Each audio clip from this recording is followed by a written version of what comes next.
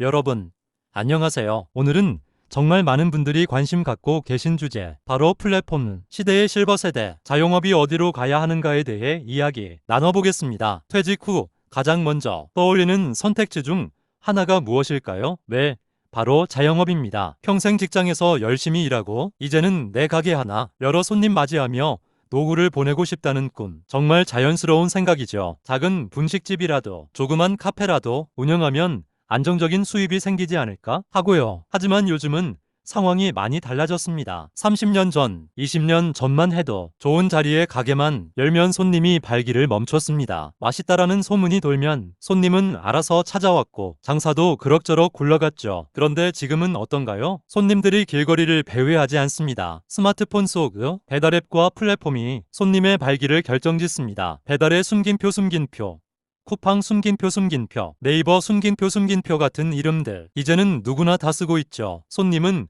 오프라인 거리를 돌지 않고 손가락으로 클릭해 가게를 선택합니다. 플랫폼은 분명히 기회를 줍니다. 가게를 직접 찾아오지 않는 손님을 대신 데려다주고 광고도 대신해줍니다. 결제도 안전하게 처리해주죠. 사장님 입장에서는 참 편리합니다. 하지만 문제는 그 대가입니다. 수수료, 광고비, 노출 경쟁이 그 대가입니다. 예를 들어 손님이 배달앱에서 10,000원짜리 음식을 주문했다고 합시다. 그런데 사장님이 실제로 손에 쥐는 돈은 얼마일까요? 배달 수수료 10%, 광고비 15%, 카드 수수료까지 빼고 나면 실제로는 7,000원 남짓, 많아야 8,000원이 될 겁니다. 열심히 일했는데 남는 게 없다라는 말이 그래서 나옵니다. 플랫폼은 손님을 연결해주지만 동시에 경쟁과 부담을 키우는 구조이기도 합니다. 여기서 많은 실버 세대, 자영업자들이 현실의 벽에 부딪히는 거죠. 그럼 실버 세대가 왜 힘든 걸까요? 가장 큰 이유는 바로 디지털 격차 때문입니다. 요즘 장사는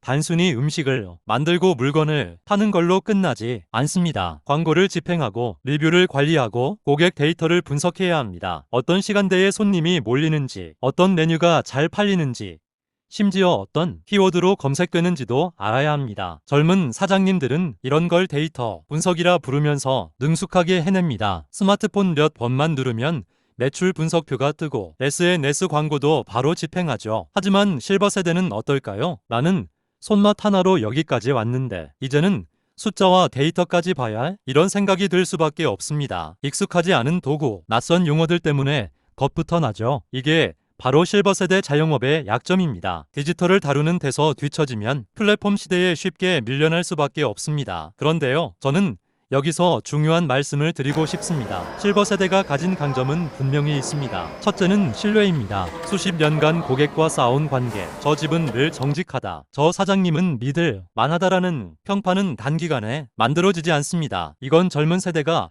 아무리 디지털을 잘 다뤄도 쉽게 따라올 수 없는 자산입니다. 둘째는 경험입니다. 장사에는 눈에 보이지 않는 노하우가 있습니다. 손님이 어떤 말을 할 때 불만인지, 어떤 표정을 지을 때 만족하는지, 또 계절이나 날씨에 따라 무엇이 잘 팔리는지, 이런 건 오랜 세월 몸으로 부딪히며 쌓은 경험에서 나오는 감각입니다. 이 경험과 신뢰는 플랫폼이 빼앗을 수 없는 무기입니다. 즉, 약점만 있는 게 아니라 누구도 따라올 수 없는 강점도 있다는 사실을 잊지 말아야 합니다. 그렇다면 해답은 무엇일까요? 저는 크게 세 가지를 말씀드리고 싶습니다. 첫째, 배우는 겁니다. 정부와 지자체에서는 이미 실버 세대를 위한 디지털 교육 프로그램을 운영하고 있습니다. 배달앱 사용법, 온라인 광고 방법, SNS 홍보 같은 교육들이죠. 처음에는 낯설지만 차근차근 배우다 보면 생각보다 훨씬 쉽게 적응할 수 있습니다. 내 나이에 무슨 공부냐가 아니라 지금 배우면 내 가게를 살릴 수 있다라고 생각하셔야 합니다. 둘째,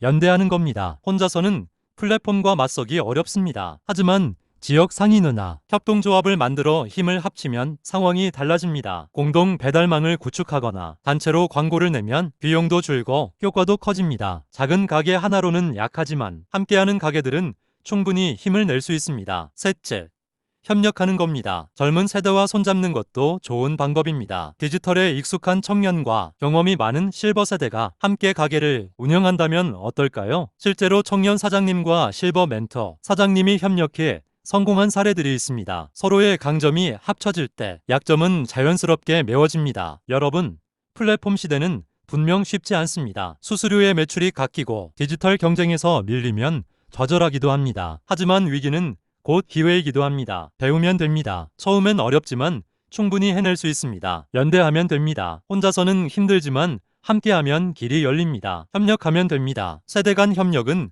새로운 시너지를 만듭니다. 결국 경험과 신뢰라는 실버 세대의 자산에 디지털 역량과 협력 전략이 더해진다면 실버 세대 자영업은 플랫폼 시대에도 충분히 살아남고 오히려 더 성장할 수 있습니다. 오늘 제 이야기를 들으신 분들이 앞으로 자영업을 준비하시거나 이미 운영하고 계시다면 나도 할 수 있겠다라는 희망을 가지셨으면 합니다. 여러분의 노후 창업이 단순한 생계가 아니라 새로운 인생의 임하게 기회가 되기를 진심으로 응원합니다. 감사합니다.